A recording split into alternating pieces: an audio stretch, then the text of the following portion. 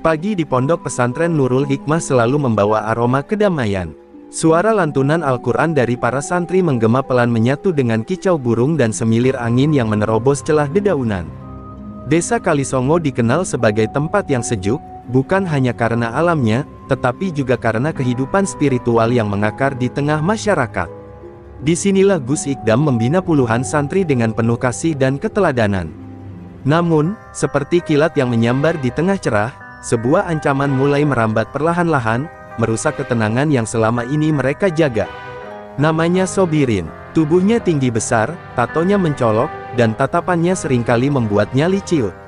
Ia dulunya hanyalah tukang parkir pasar, tapi sejak bergabung dengan kelompok preman di kota sebelah, ia pulang kampung dengan membawa pengaruh buruk. Sudah sebulan belakangan ini, Sobirin mulai menebar teror di desa. Warung-warung kecil diperas, dan warga yang menolak sering mendapat intimidasi. Puncaknya, ia mulai datang ke pesantren, menuntut uang keamanan, sebuah istilah keji yang menyamar sebagai perlindungan, padahal hanya pemerasan terang-terangan. Hari itu, suasana pondok yang biasanya damai berubah tegang. Sobirin datang dengan motor berknalpot bising, menggebrak gerbang pondok sambil berteriak memanggil pengasuh pondok. Santri yang sedang mengaji sontak berhamburan ketakutan. Seorang santri kecil menangis, menggenggam kitab kuningnya erat-erat. Ustadz Abdul, guru ngaji senior, mencoba menenangkan anak-anak sambil menatap geram ke arah luar. Namun semua tahu, mereka tak bisa berbuat banyak. Sobirin bukan orang yang bisa ditenangkan dengan kata-kata lembut. Beberapa warga desa mulai berkerumun di luar pondok, tapi tak seorang pun berani mendekat. Sudah biasa begitu, kalau dilawan malah tambah parah, bisik seorang bapak tua kepada tetangganya. Mereka hanya bisa menonton dari kejauhan, berharap keajaiban datang dari langit. Tapi langit pagi itu tampak mendung, seolah ikut gelisah dengan apa yang terjadi di bumi. Gus Ikdam yang saat itu sedang mengaji di dalam kamar, perlahan keluar. Jubah putihnya berkibar pelan diterpa angin, wajahnya tenang namun matanya menyimpan sorot tajam.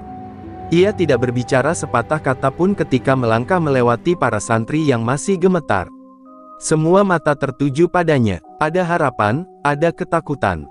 Mampukah sosok muda ini menghadapi ancaman yang selama ini membuat desa lumpuh dalam ketakutan? Sobirin menatap Gus Ikdam dari atas motornya. Ia tersenyum sinis. Akhirnya keluar juga, Gus kecil. Dengar-dengar, kau paling ditakuti di sini, ya? Coba bikin saya takut juga, ucapnya dengan nada mengejek, sambil menginjak puntung rokok di tanah pesantren. Gus Ikdam hanya menatapnya diam. Tidak ada amarah, tidak ada gentar, tapi tatapan itu menusuk seperti pisau dingin di tengah malam. Ini tempat suci, turunkan suaramu, atau aku yang akan menurunkannya untukmu, ucap Gus Ikdam pelan tapi jelas. Ucapannya membuat para santri terpana. Ini pertama kalinya mereka melihat Gus Ikdam berbicara dengan nada seperti itu. Sobirin tertawa keras, tidak sadar bahwa ia baru saja menginjak garis batas yang tidak seharusnya dilanggar. Langit yang tadi mendung mulai menurunkan gerimis tipis. Seolah alam pun bersiap menyaksikan pertarungan yang bukan sekadar adu nyali, tetapi juga benturan antara kegelapan dan cahaya. Dan di antara para saksi bisu itu, sebuah babak baru telah dimulai. Sebuah kisah di mana pesantren bukan hanya tempat mencari ilmu, tapi juga benteng terakhir melawan ketidakadilan. Gerimis belum reda ketika Sobirin pergi dengan tawa sumbang, meninggalkan bekas injakan sepatunya di pelataran pondok. Ia tak mendapat apa-apa hari itu, tapi ancamannya menggantung di udara seperti kabut pagi yang dingin, besok saya kembali, dan kalian harus siap. Para santri belum berani keluar dari bilik mereka, sebagian masih gemetar, lainnya diam dalam doa. Namun, di tengah kekacauan batin itu, satu sosok tetap tegak, bagaikan mercusuar di tengah badai, Gus Ikdam. Di balik ketenangannya, Gus Ikdam menyimpan luka dan perjuangan panjang. Ia bukan hanya pewaris darah kiai besar, tapi juga seorang anak muda yang sejak kecil ditempa dengan ujian hidup. Ayahnya wafat ketika ia masih belasan tahun, meninggalkan pondok dalam tanggung jawabnya yang terlalu dini. Tapi ia tidak tumbang, ia justru menjadikan kehilangan itu sebagai bahan bakar untuk membangun pesantren menjadi pusat ilmu dan cahaya yang kuat. Ia belajar langsung dari para ulama besar, merantau ke berbagai pondok pesantren, sebelum akhirnya kembali dengan ilmu dan tekad baja. Di mata para santri, Gus Ikdam bukan sekadar guru. Ia adalah ayah, teman, sekaligus pelindung. Ia mampu tertawa bersama mereka, tapi juga tak ragu menegur keras jika ada yang malas atau berbohong. Suatu waktu, ia pernah turun langsung ke sawah membantu para santri menanam padi, lalu malamnya mengisi pengajian dengan bahasa yang menyentuh hati. Keberadaannya memberi rasa aman yang kini mulai goyah karena kehadiran Sobirin. Malam itu, usai salat Isya, Gus Ikdam mengumpulkan para ustadz dan santri senior di musala utama. Cahaya lampu temaram memantul di dinding bambu yang mulai menguning dimakan usia. Kita tidak sedang berhadapan dengan seorang preman, katanya tenang, tapi dengan kegelapan yang dibiarkan tumbuh oleh ketakutan kita sendiri. Ucapannya membuat ruangan hening. Kita tidak akan melawan dengan batu atau pukulan, tapi kita akan melawan dengan akhlak, dengan keberanian, dan doa. Beberapa ustadz menunduk, menahan air mata. Bukan karena takut, tapi karena tersentuh oleh ketegasan pemuda yang usianya jauh lebih muda dari mereka, tapi jiwanya seperti ulama sepuh. Seorang ustadz tua bernama Kiai Muhtar bahkan berkata lirih, "Kamu benar, Gus. Sudah saatnya pesantren ini berdiri bukan hanya sebagai tempat ilmu, tapi juga sebagai pelindung bagi umat." Di luar, gerimis berubah menjadi hujan lebat. Namun di dalam pondok, api semangat mulai menyala. Para santri yang semula ketakutan, mulai mengangkat kepala. Mereka tidak lagi ingin hanya bersembunyi di balik kitab. Mereka ingin menjadi bagian dari perjuangan. Gus Ikdam menyuruh mereka memperbanyak zikir, meluruskan niat, dan menjaga adab. Sobirin itu bukan musuh kita. Musuh kita adalah kejahilannya, dan kejahilan hanya bisa dikalahkan dengan cahaya ilmu. Dan malam itu, ketika semua santri kembali ke bilik masing-masing, mereka tidak lagi memeluk rasa takut. Mereka memeluk keyakinan bahwa selama Gus Ikdam masih berdiri di depan mereka, selama mereka masih bersama dalam ikatan iman dan ilmu, tidak ada kegelapan yang tidak bisa diterangi. Pagi berikutnya datang tanpa pelangi. Hujan semalam menyisakan genangan dan lumpur di halaman pesantren. Santri membersihkan sisa-sisa ranting dan daun yang gugur, seolah mereka sedang membersihkan rasa takut yang masih membekas di dada. Tapi di mata mereka ada sesuatu yang baru, semangat. Mereka tahu hari ini Sobirin akan datang lagi, seperti janjinya. Dan mereka juga tahu, kali ini Gus Ikdam sudah siap. Waktu zuhur baru saja usai ketika suara motor meraung mendekati pondok. Kali ini bukan hanya Sobirin, tapi juga dua orang anak buahnya yang berwajah sangar. Mereka turun dengan gerakan kasar, menendang gerbang kayu pesantren hingga terbuka paksa. Para santri yang melihat dari kejauhan menahan napas. Namun tak ada satu pun yang lari. Mereka berdiri di balik tiang-tiang bambu, diam, tapi waspada. Sobirin melangkah masuk ke pelataran dengan tatapan menantang. "Mana itu Gus kecil kalian?" teriaknya. "Kalau hari ini saya pulang dengan tangan kosong lagi, saya pastikan tempat ini jadi abu." Suaranya membelah udara siang yang panas, membuat beberapa anak kecil menangis di asrama belakang. Tapi tak lama, dari balik ruang utama, Gus Ikdam muncul. Dengan langkah tenang, ia menghampiri, ditemani Ustadz Abdul dan dua santri senior. "Kau ingin apa, Sobirin?" tanya Gus Ikdam, suaranya tenang tapi dalam.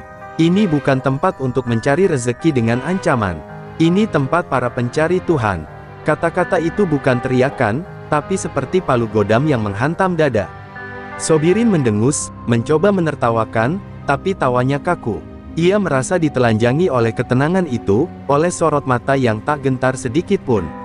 "Aku beri pilihan," lanjut Gus Ikdam. "Kau bisa duduk di sini, ikut makan siang bersama santri, dengarkan ngaji bareng 1 jam. Atau kau pergi, dan tak kembali dengan niat buruk. Tapi kalau kau tetap memaksa, maka kau akan berhadapan dengan kekuatan yang lebih besar dari aku, doa orang-orang yang tertindas." Kalimat terakhir itu menusuk, karena di lubuk hati terdalam, Sobirin tahu, doa orang yang teraniaya sering lebih tajam dari golok manapun. Anak buah Sobirin mulai gelisah. Mereka saling berpandangan, tak sekuat kemarin. Bahkan salah satunya mundur perlahan, mencium hawa kekuatan yang bukan berasal dari otot atau senjata. Tapi Sobirin tetap diam, menggertakkan gigi. Matanya menyapu wajah Gus Ikdam, mencari celah untuk menghina, untuk menakuti, tapi ia tak menemukan apapun kecuali keteguhan. Akhirnya, Sobirin meludah ke tanah. "Hari ini aku belum selesai. Tapi aku akan kembali, dan kali ini, tidak sendiri." Ia lalu berbalik dan pergi, meninggalkan bayangan ancaman yang masih menggantung.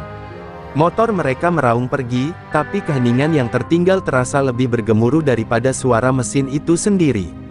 Gus Ikdam berdiri diam di tempatnya beberapa saat, lalu memalingkan wajah pada santri-santri yang kini mulai keluar dari balik tiang dan jendela. "Jangan takut," katanya, "yang besar bukan tubuhnya, tapi kebodohannya. Dan kebodohan, insya Allah, akan kita ubah." Maka berakhirlah pertemuan pertama itu, bukan dengan kekerasan, tapi dengan benturan dua dunia, satu dibangun dari amarah, satu lagi dari cahaya. Sejak pertemuan di pelataran pesantren, ketegangan di desa Kalisongo tak kunjung reda. Meski Sobirin pergi tanpa menumpahkan darah, ancamannya menggantung seperti awan hitam yang enggan berpindah. Keesokan harinya, warung Bujum yang biasa mengantar makanan ke pesantren dilempari batu. Pagi itu, ia ditemukan menangis, memunguti pecahan kaca sambil berkata lirih, "Saya hanya mengantarkan nasi untuk santri, kenapa harus saya yang jadi sasaran?" Warga mulai resah, tapi tetap memilih diam. Mereka tahu siapa pelakunya, tak ada yang berani melaporkan. Sebab semua tahu, Sobirin punya jaringan. Preman-preman dari kota kadang datang bertamu ke rumahnya malam-malam, seperti bayangan hitam yang datang dan hilang tanpa jejak. Mereka berkata, "Kalau kau ikut pondok itu, kau musuh kami." Dan siapa yang ingin jadi musuh bagi orang-orang yang tak punya batas moral? Teror berlanjut. Santri yang pulang sebentar ke rumah keluarganya, dicegat di jalan dan ditakut-takuti. Beberapa orang tua mulai mempertimbangkan memindahkan anak mereka. "Kami percaya pada Gus Ikdam," kata seorang ayah dengan suara gemetar, "tapi kami juga takut. Kami bukan orang kuat, kami hanya petani." Dan begitulah, rasa takut perlahan menyelinap bukan hanya ke lorong-lorong kampung, tapi juga ke dalam dada para pendukung pesantren. Di tengah badai ini, Gus Ikdam tetap tenang. Tapi diamnya bukan tanda pasrah, melainkan bentuk kesabaran yang sedang ia jaga agar tidak berubah menjadi amarah. Ia memperkuat kegiatan malam, zikir diperpanjang, salat tahajud digalakkan, dan pengajian mulai berbicara tentang keberanian, keadilan, dan sikap Nabi terhadap para penindas. "Kita tidak sedang melawan manusia," katanya dalam satu pengajian, "kita sedang melawan kezaliman yang menjelma dalam wujud manusia. Dan selama kita di jalan yang benar, kita tidak sendirian." Namun, tak semua bisa sekuat Gus Ikdam. Malam itu, Ustadz Abdul menemuinya dengan wajah murung. "Gus, saya sudah tua. Kalau boleh jujur, saya takut kalau nanti pondok ini diserang. Mereka bukan hanya preman, mereka bawa senjata. Saya bukan pengecut, tapi saya punya keluarga." Kata-katanya berat, seperti batu yang dilempar pelan tapi dalam ke danau ketenangan Gus Ikdam. Gus Ikdam terdiam lama. Ia tak marah, hanya menatap wajah Ustadz Abdul dengan penuh pengertian. "Saya tidak akan menahan siapapun yang ingin mundur," ujarnya lembut. "Tapi saya mohon, jangan biarkan rasa takut mematikan cahaya dalam hati kita. Kita semua punya keluarga, tapi pondok ini juga keluarga. Kalau kita biarkan kezaliman menang sekali saja, kita sedang mengajar anak-anak kita untuk tunduk pada ketidakadilan." Kata-kata itu menyentuh Ustadz Abdul, dan malam itu ia menangis dalam sujud panjangnya. Di luar, angin malam berhembus lebih kencang dari biasanya, seolah membawa kabar bahwa badai yang sebenarnya belum datang.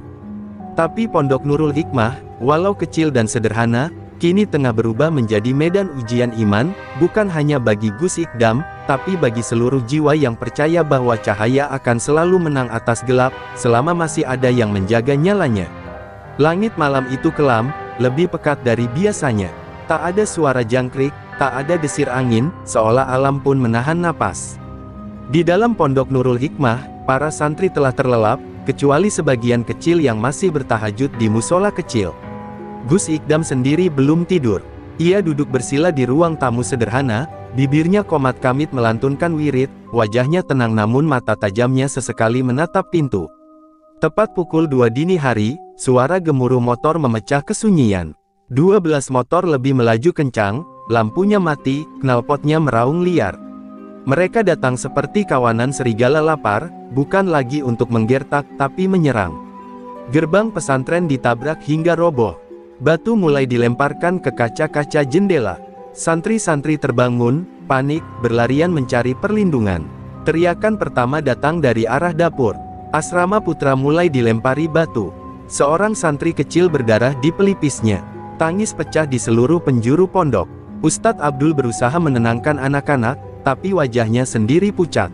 Di luar, bayangan-bayangan gelap berlari, membawa kayu, bahkan senjata tajam. Itu bukan lagi intimidasi, itu niat menghancurkan. Tapi Gus Ikdam tak bergeming. Ia berdiri di depan pintu utama pondok, mengenakan sorban putih dan gamis lusuhnya. Saat bayangan-bayangan itu mendekat, ia mengangkat tangan dan berkata lantang, "Cukup." Suaranya menggema seperti petir menamparkan bumi. Satu persatu preman yang hendak maju seketika berhenti, seolah tertahan oleh kekuatan tak kasat mata. Bahkan Sobirin, yang memimpin di barisan depan, tampak ragu. "Kalau kau mencari nyawa, ambil nyawaku. Tapi jangan ganggu anak-anak ini. Mereka tidak bersalah." Suara Gus Ikdam tak meninggi, tapi penuh daya. Suara yang keluar dari hati, bukan sekadar mulut. Dan di malam sunyi itu, suara itu memecah kerasnya kebencian. Untuk sesaat, suasana hening. Preman-preman itu saling pandang. Mereka tak pernah dihadang oleh seseorang seperti ini, tanpa senjata, tapi tidak takut mati. Sobirin maju perlahan, menatap mata Gus Ikdam. Ada perang batin di dalam dirinya. Ia datang dengan niat menghancurkan, tapi yang ia temui justru keberanian murni yang tak bisa dibalas dengan kekerasan. Ia mengangkat kayu di tangannya, bergetar. Tapi ia tidak mampu mengayunkan. Tangannya lumpuh, matanya mulai memerah, entah karena amarah atau luka yang selama ini ia pendam. "Kenapa kau tidak melawan?" teriak Sobirin, nadanya retak. "Kenapa tidak membalas?" Gus Ikdam menjawab pelan, "Karena aku tidak ingin menjadi sepertimu." Kalimat itu menghujam lebih dalam daripada pukulan. Sobirin gemetar, kayu di tangannya jatuh. Ia berbalik, mendorong motor, lalu berteriak kepada anak buahnya, "Kita pergi." Dan begitu saja, mereka lenyap di telan malam, meninggalkan puing-puing dan luka, tapi juga secercah perubahan. Malam itu, Pondok Nurul Hikmah menangis bersama para santrinya. Tapi dari tangis itu lahir kekuatan. Sebab mereka telah melihat keajaiban, bukan dari langit, tapi dari jiwa yang tak takut gelap. Dan semua tahu, malam itu bukan akhir. Itu adalah awal dari perubahan besar yang mulai meretakkan dinding keras hati seorang musuh. Pagi setelah penyerangan itu, sinar matahari tak mampu menghapus bayangan duka yang menyelimuti Pondok Nurul Hikmah. Kaca jendela masih berserakan, beberapa pintu rusak, dan di halaman masih tersisa bekas ban motor yang melindas taman kecil karya santri. Namun yang paling menyayat adalah wajah-wajah letih para santri yang belum bisa sepenuhnya memahami, kenapa ada manusia yang tega menyerang tempat mencari ilmu.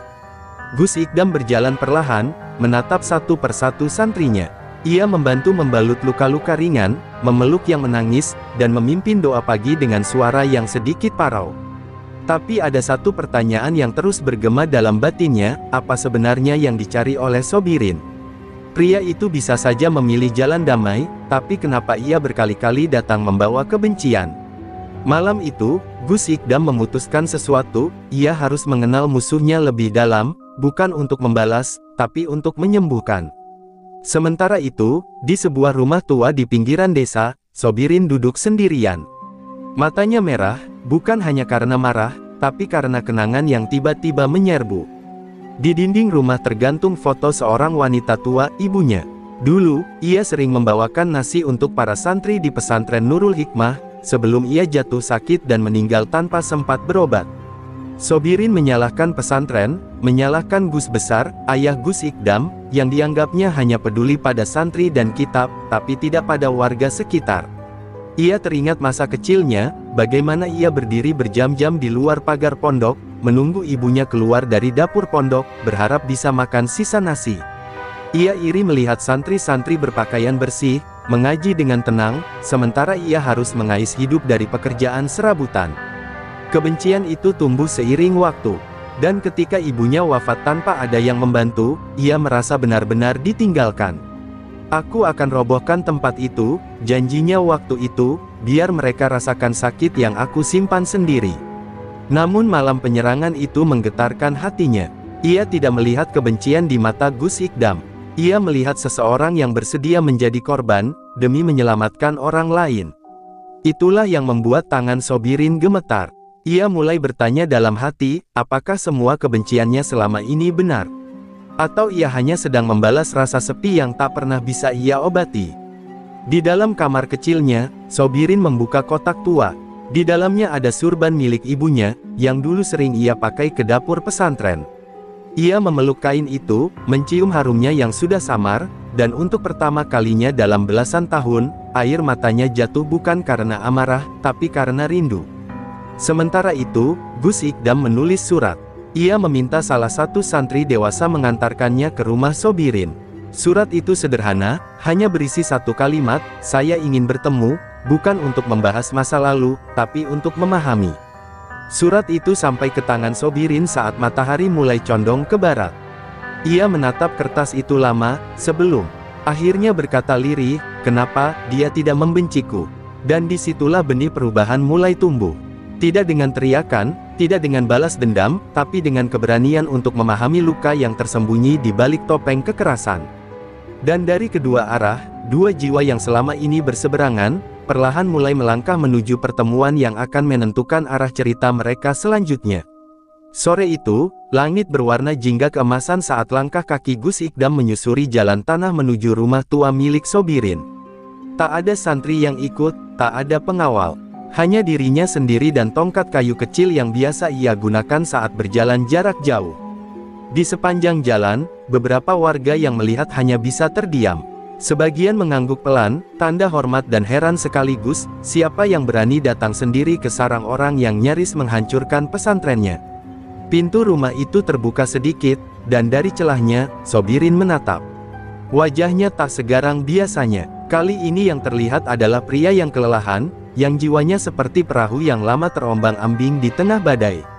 Ia membuka pintu tanpa kata. Gus Ikdam masuk, melepas alas kaki, dan duduk di lantai kayu tua yang berderit pelan. Tak ada salam panjang, tak ada basa-basi.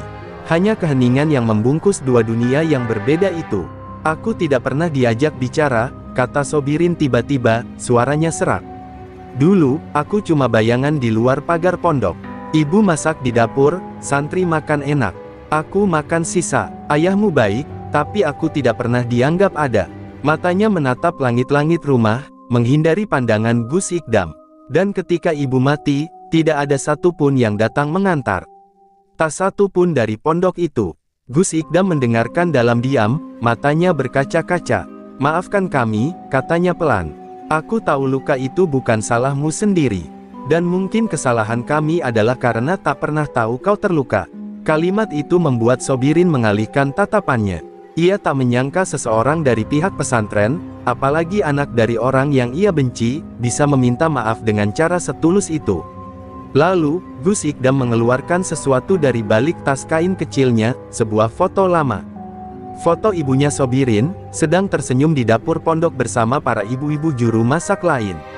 Ini ditemukan Ustadz Abdul pagi tadi saat membersihkan lemari dapur. Kami simpan, tapi kami lupa, bahwa beliau pernah jadi bagian dari kami. Sobirin mengambil foto itu dengan tangan gemetar. Wajah ibunya, yang sudah hampir ia lupakan, seakan hidup kembali. Air mata jatuh dari mata Sobirin. Ia memeluk foto itu, dan dalam suara bergetar berkata, "Aku pikir, aku akan membalas semua sakitku dengan membuat kalian sakit juga. Tapi, malah aku yang tambah luka." Ia menunduk, tak kuasa menahan tangis. Gus Ikdam mendekat, meletakkan tangannya di bahu pria itu. "Kita semua pernah luka, Sobirin. Tapi kita bisa memilih, apakah kita ingin sembuh, atau terus berdarah." Keheningan kembali menyelimuti ruang tua itu, tapi kali ini bukan keheningan yang mencekam, melainkan ketenangan setelah badai. Di luar rumah, angin sore berhembus perlahan, seperti bisikan alam bahwa sesuatu telah berubah. Bukan hanya di hati Sobirin, tapi juga di sejarah hubungan pesantren dan mereka yang pernah merasa tersisih. Dan hari itu, dua dunia yang selama ini saling menjauh karena prasangka dan luka, akhirnya bertemu dalam satu ruang maaf, ruang pengertian. Bukan dengan kekuatan, bukan dengan hukuman, tapi dengan ketulusan seorang guru muda dan keberanian seorang lelaki untuk mengakui sakitnya. Dan kisah mereka belum usai, karena perubahan sejati butuh lebih dari sekadar pertemuan. Ia butuh perjalanan panjang bersama. Beberapa hari setelah pertemuan itu, Sobirin menjadi sosok yang membingungkan bagi warga desa. Ia tak lagi terlihat duduk di warung kopi dengan preman-preman kota. Ia juga tak lagi mengintimidasi siapapun. Malam-malamnya kini diisi dengan duduk sendiri di teras rumah, menatap langit yang dulu sering ia abaikan. Di sampingnya, selalu ada foto ibunya yang kini ia bingkai dan letakkan di meja kecil. "Apa ibu bangga padaku sekarang?" tanyanya lirih suatu malam, suaranya nyaris tak terdengar. Desa Kalisongo mulai bergumam. Sebagian tak percaya perubahan itu nyata. Tapi Gus Ikdam percaya. Suatu pagi, ia mengutus 2 santri dewasa mengantar makanan ke rumah Sobirin. "Katakan ini kiriman dari ibu dapur pondok, seperti dulu ibunya Sobirin pernah lakukan," pesan Gus Ikdam. Sobirin tak berkata apa-apa saat menerima nampan itu, hanya menatap lama, lalu mengangguk dengan mata yang mulai berair. Lambat laun, langkah kaki Sobirin mulai membawanya mendekat ke pondok. Awalnya hanya di luar pagar, sekadar lewat. Lalu suatu sore, ia berdiri diam di pelataran masjid kecil pondok Nurul Hikmah. Beberapa santri melihatnya dengan takut-takut, tapi Gus Ikdam keluar dengan senyum hangat. "Silakan masuk, ini rumah kita semua," katanya. Dan dengan ragu, untuk pertama kalinya, Sobirin melangkah masuk ke tempat yang dulu hanya ia pandang dengan dendam. Hari-hari berikutnya, ia mulai membantu di dapur. Awalnya hanya mengangkat galon atau menyapu halaman. Tapi para santri melihat perubahan itu, dan rasa takut mulai berganti rasa penasaran. Seorang santri kecil bahkan pernah bertanya polos, "Pak Sobirin, dulu beneran mau hancurin pondok ya?" Sobirin tertegun, lalu tertawa kecil. "Iya, tapi sekarang malah pengen bantu bangun." Namun perubahan itu tidak diterima semua pihak. Beberapa warga desa, terutama yang pernah diintimidasi Sobirin, masih menyimpan curiga. Bahkan ada yang berkata, itu cuma akting. Hati preman gak bisa berubah. Gosip-gosip itu sampai ke telinga Gus Ikdam, tapi ia hanya menjawab, hati manusia bukan benda mati. Yang membatu pun bisa mencair kalau terkena cahaya yang cukup lama. Di malam Jumat, Gus Ikdam mengadakan doa bersama untuk mengenang para orang tua santri yang telah wafat. Tanpa diduga, Sobirin datang membawa bingkisan makanan. Ia duduk di barisan paling belakang, menunduk sepanjang acara. Tapi saat Gus Ikdam membacakan nama ibunya dalam doa, air matanya kembali jatuh. Untuk pertama kalinya, ia merasa benar-benar diterima, tanpa syarat, tanpa syak. Sepulang dari acara itu, ia duduk di pelataran pondok lebih lama dari biasanya. Santri-santri kecil mulai berani mendekat, bahkan ada yang meminta dia mengajarkan cara memperbaiki sepeda. "Pak Sobirin jago benerin ban bocor," kata salah satu.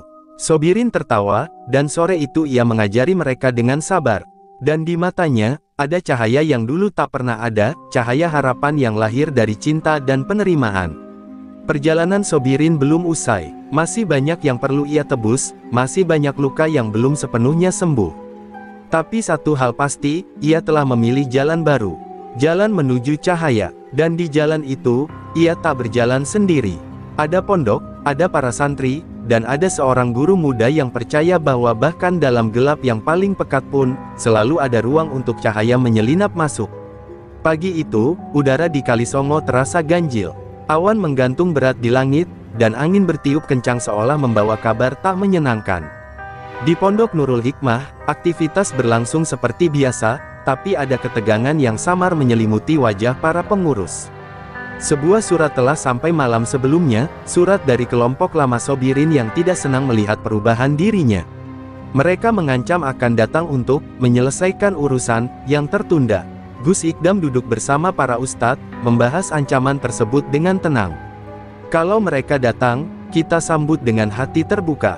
Tapi kita juga harus bersiap," katanya. Di sudut ruangan, Sobirin berdiri membisu. Wajahnya pucat, tapi matanya tajam.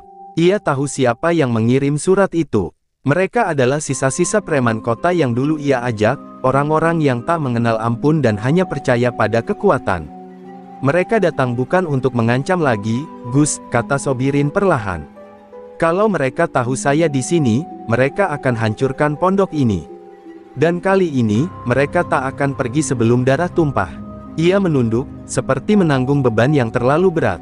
Tapi Gus Ikdam menatapnya dengan lembut. Kalau mereka datang karena kamu, maka kamu juga adalah bagian dari perlindungan tempat ini. Hari itu juga, warga desa yang mencintai pondok mulai berdatangan. Tak ada yang diminta, semua datang dengan niat membantu. Para bapak berdiri menjaga gerbang, para ibu memasak untuk santri, dan pemuda desa ikut mengamankan lingkungan sekitar. Di tengah itu semua, Sobirin berdiri dengan jaket lamanya, tak sebagai preman, tapi sebagai penjaga. Ia tak membawa senjata, hanya doa dan niat untuk menebus masa lalu. Malamnya, suara motor kembali terdengar. Tapi kali ini bukan 12, melainkan hampir 20 motor berderu keras menembus kegelapan. Mereka berhenti di depan pondok, melepaskan helm, dan memperlihatkan wajah-wajah penuh dendam. Pemimpinnya, Bram, mantan rekan Sobirin, berteriak, "Keluar, Sob.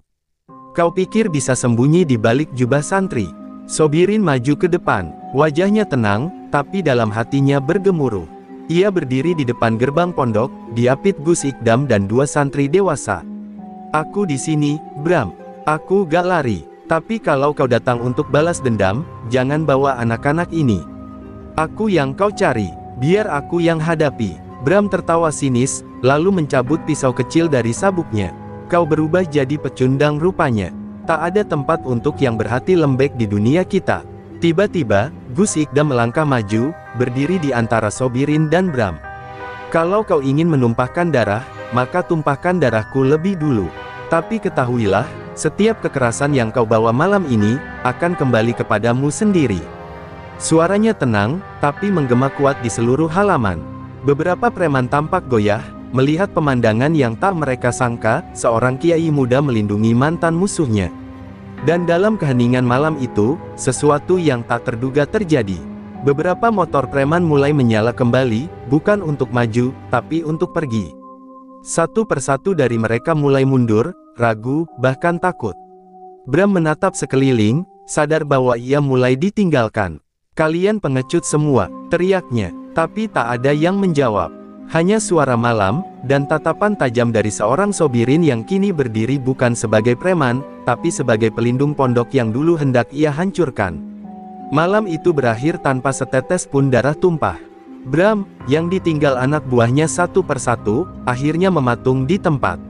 Matanya menatap kosong ke arah pondok yang kini tak hanya dijaga oleh seorang Gus muda, tapi juga oleh hati-hati yang bersatu dalam cinta dan keberanian. Ia membuang pisau kecilnya ke tanah, lalu pergi tanpa berkata sepatah pun. Dan ketika suara motor terakhir lenyap dalam gelap, seluruh halaman pondok dipenuhi isak, bukan karena takut, tapi karena lega. Gus Ikdam memeluk Sobirin erat. Tak ada kata-kata yang cukup untuk menggambarkan malam itu. Sebuah nyawa telah diselamatkan, bukan karena perlawanan, tapi karena keberanian untuk tidak membalas dengan cara yang sama. Santri-santri mulai keluar dari dalam asrama, menatap Sobirin bukan lagi dengan curiga, tapi dengan kekaguman yang tulus. Ia, si bekas preman, telah berdiri teguh di tempat yang dulunya ingin ia hancurkan. Beberapa hari kemudian, suasana pondok kembali tenang. Namun perubahan telah benar-benar terasa. Sobirin kini bukan hanya dibolehkan tinggal dekat pondok, ia bahkan diangkat menjadi penjaga lingkungan dan pembimbing keterampilan kerja untuk santri lulusan. Ia mengajari mereka memperbaiki motor, membuat bangku, dan merawat kebun. Ilmu bukan cuma dari kitab, tapi dari hidup yang keras pun ada hikmahnya, katanya pada para santri. Di malam Jumat berikutnya, Sobirin berdiri di mimbar kecil masjid pesantren. Ia diminta memberi testimoni oleh Gus Ikdam. Dengan suara bergetar, ia berkata, "Aku bukan orang baik, tapi aku diberi kesempatan kedua oleh orang-orang yang tidak pernah mengenalku sebagai musuh." Gus Ikdam tidak hanya menyelamatkan pondok ini, dia menyelamatkan jiwaku. Tangis pecah di antara para jamaah. Warga desa yang dulu takut padanya kini memandangnya dengan haru. Bahkan salah satu ibu yang pernah diancamnya, berdiri dan memeluknya seusai acara. "Saya sudah lama maafkan, Pak Sobirin. Tapi malam ini, saya juga minta maaf karena pernah menutup pintu rumah saya waktu Anda lewat," katanya. Tak ada lagi dendam, hanya pelukan dan air mata. Suatu pagi, Gus Ikdam berdiri bersama Sobirin di atas bukit kecil di belakang pondok. Mereka menatap matahari yang terbit perlahan dari balik sawah. "Aku gak pernah ngangka hidupku bisa begini, Gus," kata Sobirin lirih. Dulu, aku pikir aku ditakdirkan jadi perusak. Tapi pondok ini ngajarin aku, bahwa bahkan batu pun bisa jadi bagian dari bangunan, kalau ada yang mau menyusunnya. Gus Ikdam tersenyum, menepuk bahu Sobirin. Tugas kita bukan menghakimi masa lalu seseorang, tapi membantunya menemukan masa depan. Dan kau sudah lebih dari sekadar berubah, Sob. Kau telah menjadi contoh bahwa taubat bukan hanya tentang menangis, tapi tentang berani memperbaiki. Di antara angin yang berhembus lembut, dua sosok itu berdiri tenang, menyambut hari baru dengan semangat yang sama. Dan kisah ini bukan hanya tentang seorang preman dan seorang kiai muda. Ini adalah kisah tentang pengampunan yang mengalahkan dendam, tentang hati yang membuka pintu bagi musuh untuk menjadi saudara. Pondok Nurul Hikmah pun kini dikenal bukan hanya sebagai tempat belajar, tapi sebagai tempat lahirnya keajaiban yang muncul ketika cinta dan kesabaran mengalahkan luka yang paling dalam.